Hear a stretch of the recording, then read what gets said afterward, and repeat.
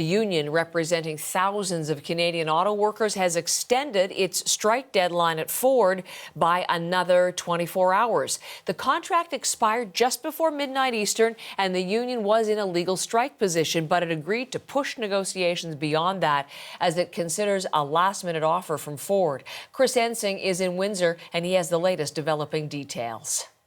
Nearly 2 hours after the strike deadline, Unifor announced that it will be extending negotiations by 24 hours after receiving a last-minute offer that they are calling substantive. Unifor was in a legal strike position as of 11:59 on Monday that would allow 5,600 members at Ford operations in Ontario to go on strike because the contract has expired.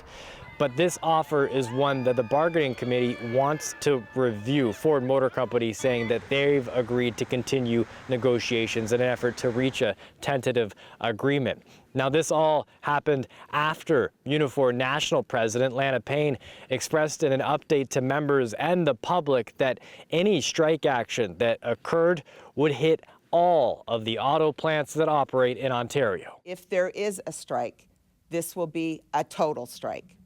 Every single one of Unifor's 5,600 members at Ford in Canada will be on picket lines.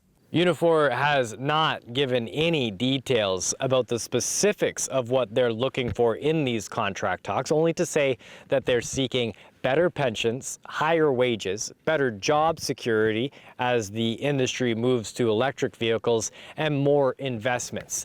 That's a stark contrast to what we've been seeing on the other side of the border, where negotiations have been playing out in public. The United Auto Workers Union wanting 36% wage increases across 4 years, saying that they want a 32-hour work week and that they want to eliminate tiered wages that are operating for some inside of plants where people who have been recently hired don't make what those hired or with more tenure have been making at these auto plants.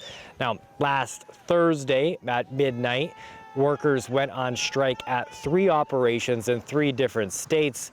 United Auto Workers President Sean Fain saying now that if there is not substantial improvement in the offers from the big 3 companies of Ford, Stellantis, and General Motors in the United States, the strike will expand, putting a deadline of noon on Friday on that side of the border. Chris Ensing, CBC News, Windsor, Ontario.